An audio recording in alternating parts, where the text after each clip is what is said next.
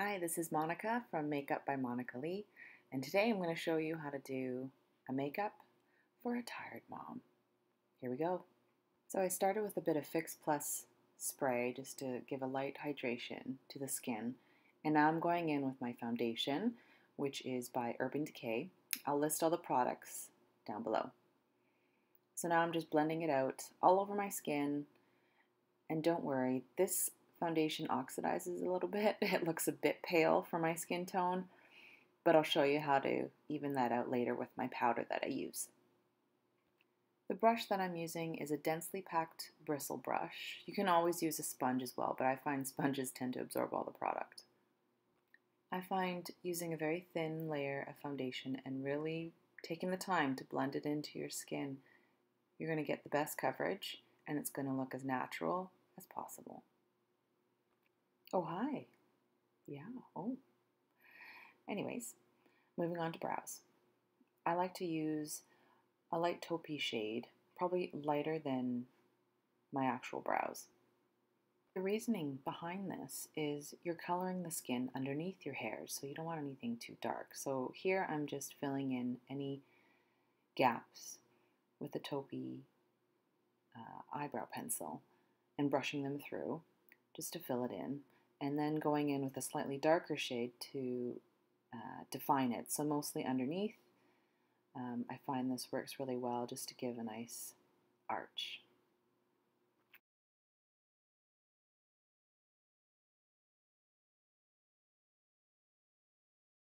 So I'm continuing to tweak and brush through the hairs just to make sure they look even. No two brows are ever twins, so you try to make them as even as possible for your face shape.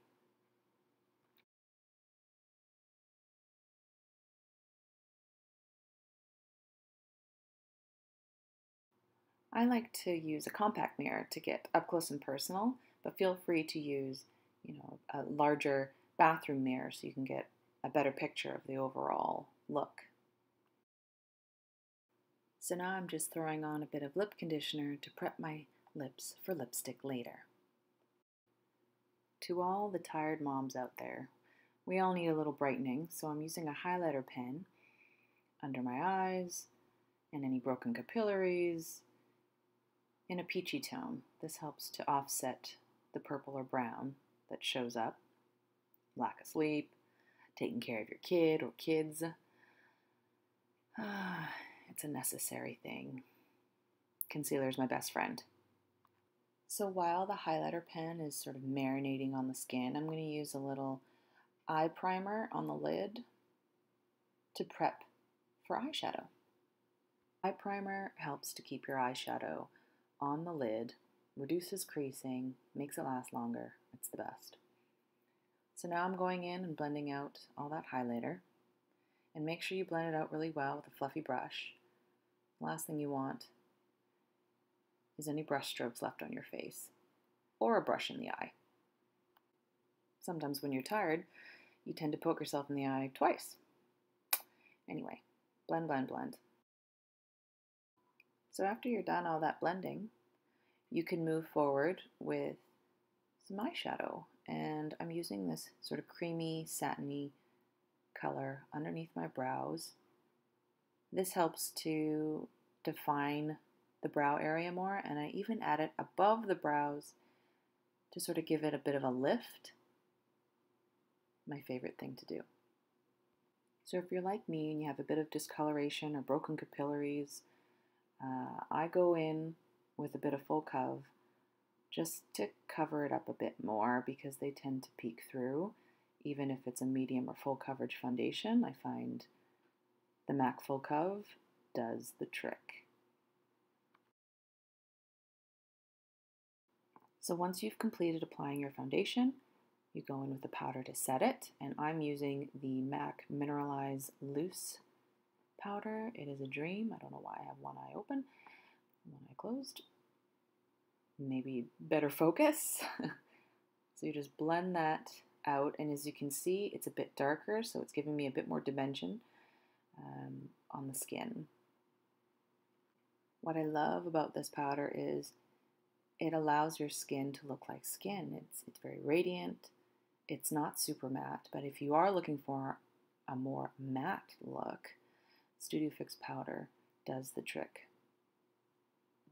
I will add that if you're tired, your skin tends to be a bit parched, so a little radiance goes a long way to making you look a little fresher.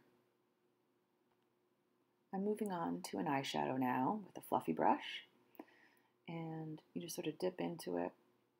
This is sort of a burnt mustard eyeshadow. It's great for day,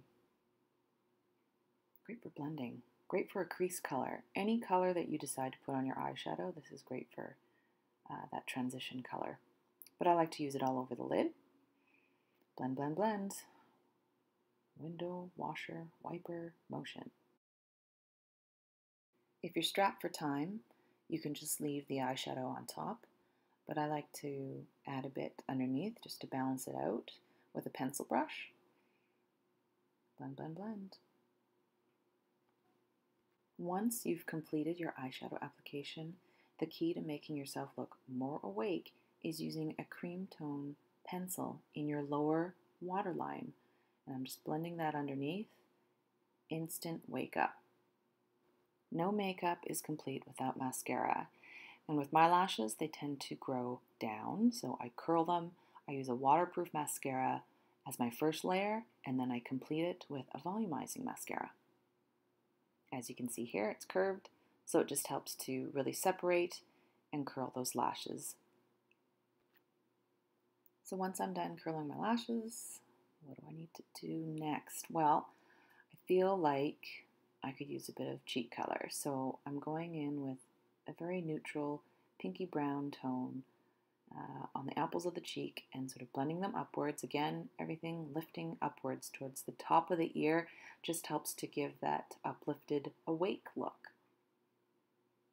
I do not blush naturally, so I tend to go heavy-handed on the blush.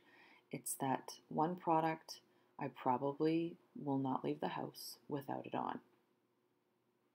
A tip with blush application: you can add a little bit at a time and add more. It's much harder to remove it if you've gone too dark.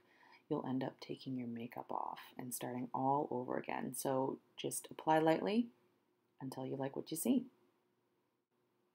To complete this look, I'm applying a glossy sheer pink tone lipstick on the lips and blending them out. I'm also going to blend out the edges just to make it look a little more natural. And there you have it. The look is complete.